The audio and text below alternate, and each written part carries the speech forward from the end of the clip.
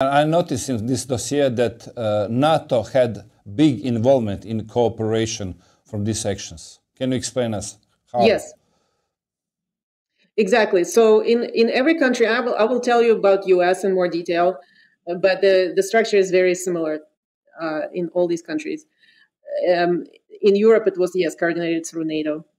In the US, initially, when they just announced that there was some sort of a virus in China, for the first couple of weeks, there was no really, nothing was happening.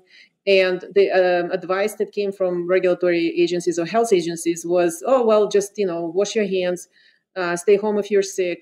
Masks are not useful, so you don't need to wear them.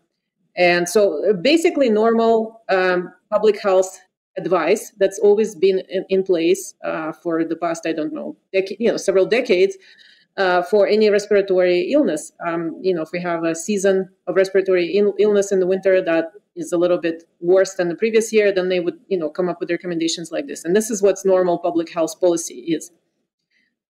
Now, and also these policies were documented in the US and all these other countries. They exist as written documents, what you do in an abnormal flu season. And so that's, again, people can check that. Now, sometime in mid-March of 2020, and this happened simultaneously in all these countries, and it's plus minus a couple of days, really. It's somewhere around second week in March. All of these previously existing public health policies were thrown out of the window, disregarded, and replaced with a completely different set of activities. And the organizational structures also changed dramatically. So in all of these countries, and in the US specifically, National Security Council was put in charge of COVID response policy. And that should give everyone a shock. So Debbie found that there was a document linked to New York Times article, and so she downloaded it from there. But in the US, they came up with a new document called Pandemic Action Plan Adapted, or PANCAPA, or PANCAP-A, something like that. So Adapted Pandemic Action Plan. And in this adapted plan, they had a different organizational structure where National Security Council was in charge of the policy. And National Security Council is an advisory body to U.S. president, which consists of military heads and intelligence heads. So Joint Chiefs of Staff, and then the intelligence agencies are part of the National Security Council, and their job is to advise president on war, issues of war, foreign diplomacy, and terrorism. That means it has nothing to do with public health. That means that we were in war. We heard from the start that in some countries, generals were in charge for this pandemic, and that was very strange. How come that generals, what they have with public health? But it seems to that that was the proof from the start that military has a main role in making decisions. Exactly, politicians were made decisions to give military power to run this pandemic.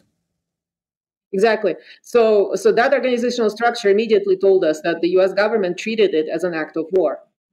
But they didn't tell this to the public. Remember, to the public, they were lying for several years that this is a naturally evolved virus in China from wet market. And if you were even to suggest that this may be not a naturally evolved virus, you would immediately get kicked off any social media platform, which I was. I was completely banned on all kinds of platforms, including even PayPal at the time. Anybody who was speaking up at that time had the same experience. If you said, "Oh no, it's maybe not a naturally evolved virus," immediately you were suppressed and banned. And so they lied for several years. Now it's several announcements came, and it's apparently okay to discuss this as a bioweapon virus leak from Wuhan. The news came from the CIA and from a few other places that now it's okay to discuss. So you can discuss it on social media as a weaponized virus leak, or gain-of-function virus leak from Wuhan. Although that's also a false narrative, and I discuss it in my Substack why that's the case. But anyway, and still, I just checked on NATO website. NATO has a CBRN, or Chemical, Biological, Radiological, Nuclear Weapons Task Force, And they're still saying that they somehow got involved in this COVID response, and they were heroes and such nice people that they helped all these nations in the COVID response, even though this was a natural virus. So that's what they're saying in the first sentence on their website. So they're still lying about it. Well, we heard just a week. But in any case, just a second. We heard just a week ago official confirmation from Germany, from this secret service. They confirm it that this virus came from a lab in Wuhan, and it's not natural; it's man-made. And now, just all mainstream media are now asking questions: how come they knew this from the start? They even mentioned that Chancellor Merkel knew from the start that was the not natural virus; it was made in laboratory.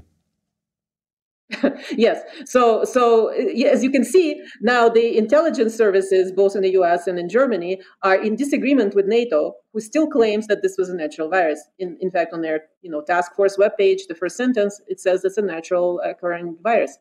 In any case, so both of these narratives are false, but let's leave it for now. But in any case, it's very clear that the US government and all the other global governments at the time in early 2020 organized themselves for war. So they reacted to this as if it was a chemical, biological, radiological, or nuclear attack.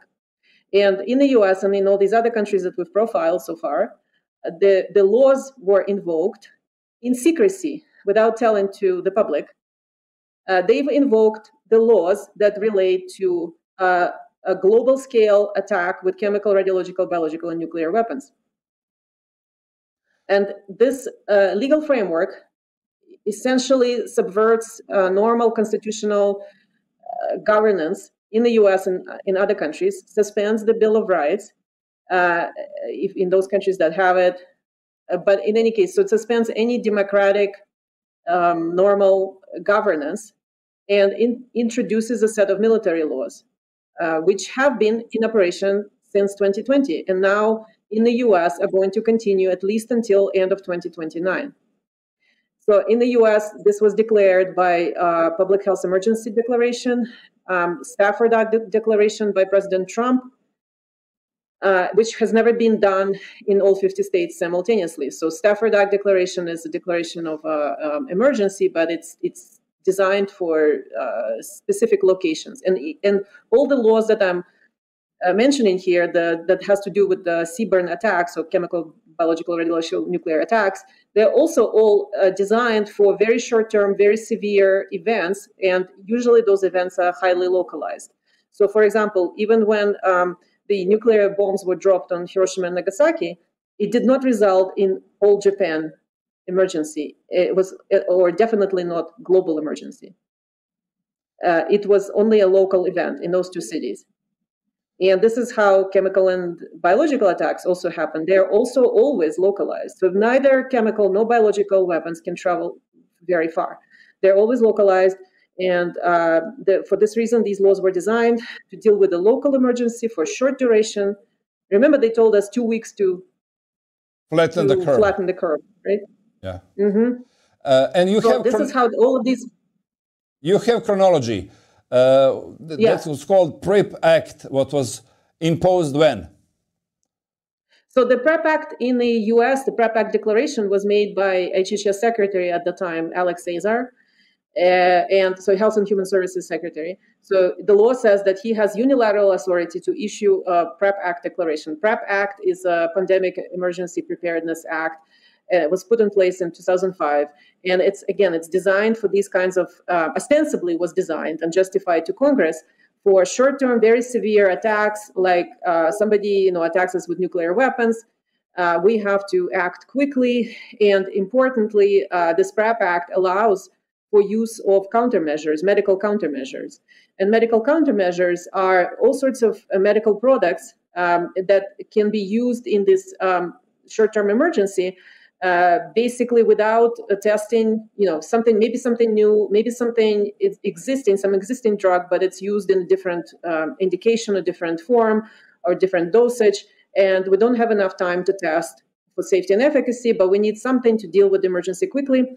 and we also don't have ability to, we don't want to expose people who are just trying to help and trying to mitigate this quickly. We don't want to expose them to liability threats. And so the PrEP Act, importantly, suspends all or provides full liability immunity to what's so-called covered persons who are using covered countermeasures during this short-term severe emergency. And of course, none of this can be mandated. So it's only supposed to be something offered to people for severe situations. But what is happening now, as you can see, the PrEP Act has been recently extended. This declaration has been extended by outgoing HHS Secretary Javier Becerra to last until the end of 2029. And so far, RFK Jr., the new HHS Secretary, has not terminated it, although the law says that he has unilateral authority to do so. Yeah, that's and strange. So that remains a big problem.